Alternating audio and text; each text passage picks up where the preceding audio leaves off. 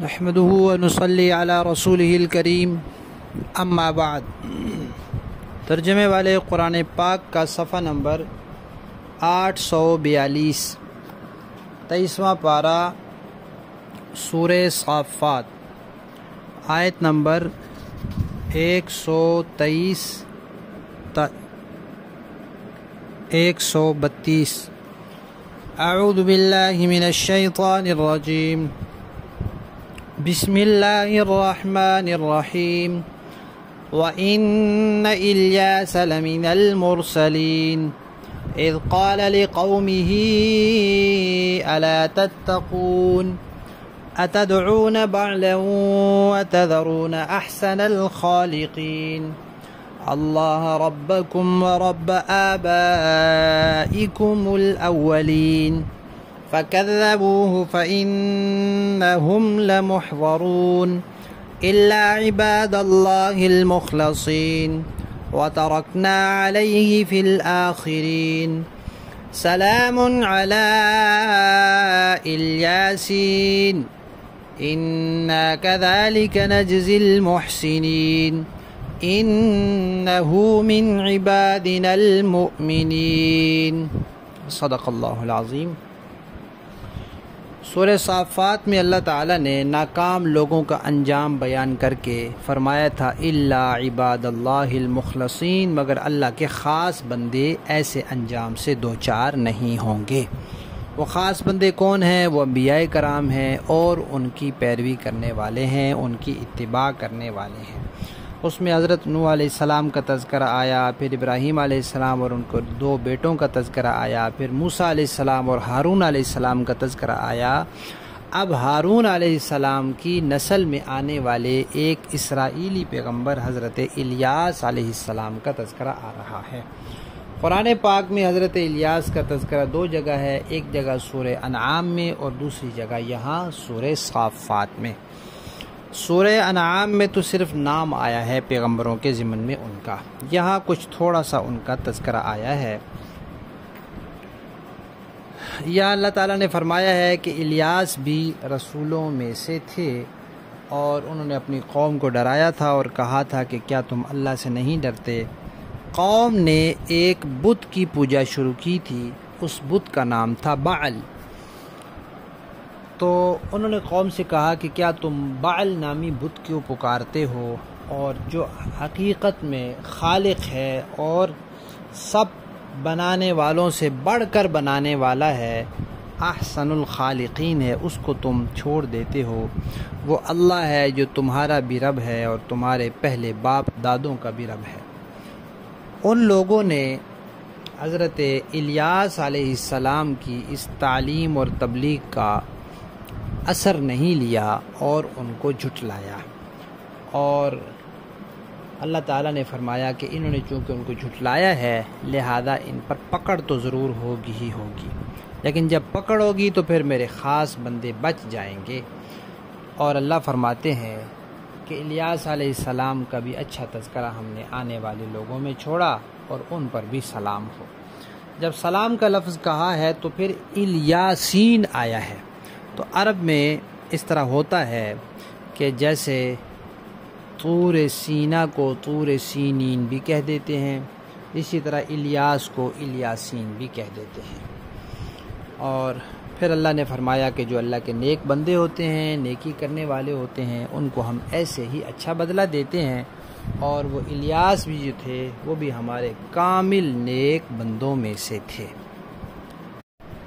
حضرت الیاس علیہ السلام کے بارے میں بعض اسرائیلی روایات میں یہ بات ملتی ہے کہ اللہ تعالیٰ نے 4 پیغمبروں کو زندہ رکھا ہے، 2 کو آسمان پر، 2 کو زمین میں۔ آسمان میں حضرت عیسیٰ علیہ السلام اور حضرت ادریس ہیں، اور زمین میں حضرت خضر علیہ السلام اور حضرت الیاس علیہ السلام ہیں۔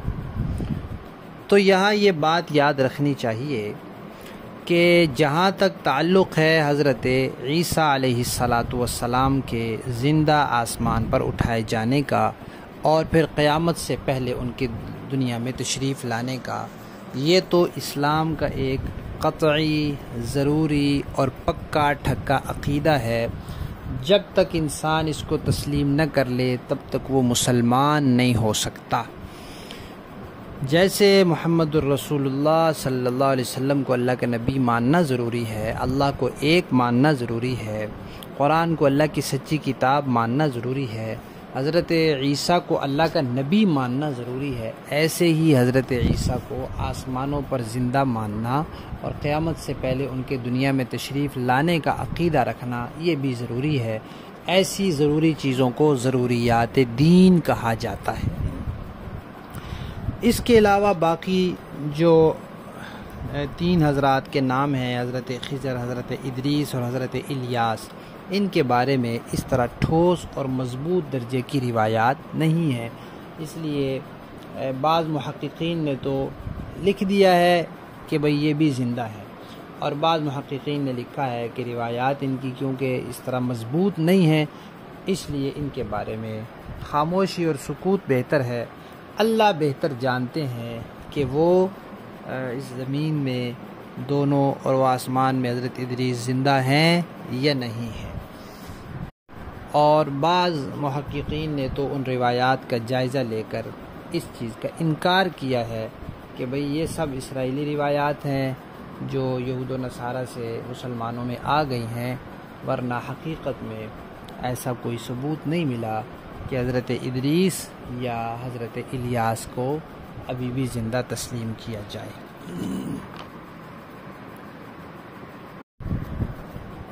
اور حضرت الیاس جس قوم کی طرف بھیجے گئے وہ لوگ ایک بت کو پوجتے تھے، وہ بت تھا بعل۔ تو وہ کوئی نیک آدمی تھا یا کوئی نیک خاتون تھی، پہلے ان کا نام بعل تھا، تو ان کے نام کا لوگوں نے بت بنا لیا۔ تو دیکھیں عقیدت کے نام پر دنیا میں شرک جاری ہوا اور عقیدت کے نام پہ ہی دنیا میں شرک رہا۔ شرک کی بنیاد عقیدت پر ہوتی ہے۔ ہم پہلے پڑھ چکے ہیں کہ دنیا میں سب سے پہلے شرک جو آیا وہ 5 اولیاء اللہ کی عقیدت کے نام پر آیا کہ ان سے بڑی عقیدت ہے، یہ اللہ کے نیک بندے ہیں، ان کی تصویریں بناؤ، پھر رفتہ رفتہ ان کو سجدے کرائے اور ان کو معبود بنوا دیا اور لوگوں کے ذہن میں یہ ڈال دیا کہ یہی معبود ہے۔ تو آج بھی دیکھ لیں کہ شرک کے جو راستے ہیں وہ عقیدت میں غلو کی وجہ سے ہیں، اس لیے اسلام نے ادب اور احترام کی بہت زیادہ تلقین کی ہے، بے ادبی گستاخی سے بہت زیادہ بچنے کا کہا ہے، لیکن بہرحال ادب اور احترام کی ایک حد ہے۔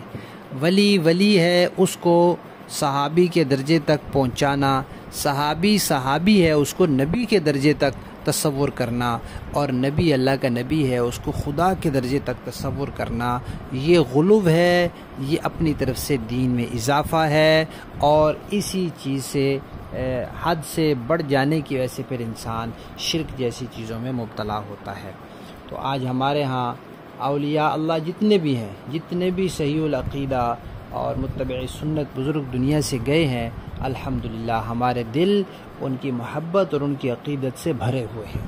ہم ان کے لیے دعائیں کرتے ہیں کہ ان کے صدقے یہ دین صحیح حالت میں ہم تک پہنچا، اور لیکن اس کے باوجود ہم ان کو ولی ہی سمجھتے ہیں، نیک لوگ ہی سمجھتے ہیں، کوئی خدائی اختیار ہم نہیں سمجھتے، کیونکہ اللہ تعالیٰ اپنی ذات میں، اپنی صفات میں، اپنی اختیارات میں اکیلے ہیں، لہذا اللہ کے علاوہ کسی کی عبادت جائز نہیں، اور اللہ تعالیٰ کے اختیارات کو کسی اور کے لیے تسلیم کرنا جائز نہیں۔ لفظی معنی دیکھیے، وَإِنَّا، اور بے شک، الیاس لَمِنَ الْمُرْسَلِينَ، وہ بھی رسولوں میں سے ہیں۔ اذ قال، جب فرمایا انہوں نے، لقوم ہی، اپنی قوم سے، الا تتقون، کیا تم لوگ ڈرتے نہیں ہو، اتدعون، کیا تم پکارتے ہو، بعل نامی بت کو، وتذرون، اور تم چھوڑ دیتے ہو، احسن الخالقین، سب پیدا کرنے والوں سے بہترین پیدا کرنے والے کو، اللہ یعنی اللہ کو، ربکم، جو تمہارا بھی پروردگار ہے، ورب آبائکم الاولین، اور تمہارے پچھلے باپ دادوں کا بھی، فَكَذَّبُوهُ تو انہوں نے الیاس علیہ السلام کو جھٹلا دیا. فَإِنَّهُمْ اب وہ لوگ لَمُحْضَرُونَ ضرور پکڑ کر لائے جائیں گے. إِلَّا عِبَادَ اللَّهِ الْمُخْلَصِينَ مگر اللہ کے خاص بندے. وَتَرَكْنَا اور اللہ فرماتے ہم نے باقی رکھا علیہ الیاس علیہ السلام کا ذکر خیر فی الآخرین بعد میں آنے والوں میں.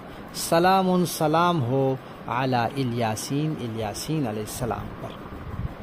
انا کذالک بے شک اسی طرح نجزی ہم بدلہ دیتے ہیں المحسنین نیکی کرنے والوں کو. انہو یقیناً وہ الیاس علیہ السلام من عبادنا ہمارے بندوں میں سے المؤمنین جو کامل مومن ہیں وہ بھی انہی میں سے ہیں. با محاورہ دیکھیں جی. وَإِنَّ إِلْيَاسَ لَمِنَ الْمُرْسَلِينَ اور الیاس بھی یقیناً پیغمبروں میں سے ہیں. اذ قال لقومه الا تتقون جب انہوں نے اپنی قوم سے کہا تھا کہ کیا تم لوگ اللہ سے ڈرتے نہیں ہو. اتدعون بعلا وتذرون احسن الخالقین کیا تم بعل نامی بت کو پوجتے ہو اور اس ذات کو چھوڑ دیتے ہو جو سب سے بہتر تخلیق کرنے والی ہے. اللہ ربکم ورب آبائکم الاولین اس اللہ کو جو تمہارا بھی پروردگار ہے اور تمہارے باپ دادوں کا بھی جو پہلے گزر چکے ہیں. فَكَذَّبُوهُ فَإِنَّهُمْ لَمُحْضَرُونَ پھر ہوا یہ کہ انہوں نے الیاس علیہ السلام کو جھٹلایا اور وہ ضرور عذاب میں دھرے جائیں گے. الا عباد اللہ المخلصین البتہ اللہ کے برگزیدہ بندے محفوظ رہیں گے. وَتَرَكْنَا عَلَيْهِ فِي الْآخِرِينَ اور جو لوگ ان کے بعد آئے ان میں ہم نے یہ روایت قائم کی کہ سلام علی الیاسین کہ وہ یہ کہا کریں کہ سلام ہو الیاسین پر. اِنَّا كَذَلِكَ نَجْزِي الْمُحْسِنِينَ یقیناً ہم نیکی کرنے والوں کو اسی طرح صلہ دیتے ہیں. اِنَّهُ مِنْ عِبَادِنَا الْمُؤْمِنِينَ یقیناً الیاس علیہ السلام ہمارے کامل مومن بندوں میں سے تھے. صدق اللہ العظیم.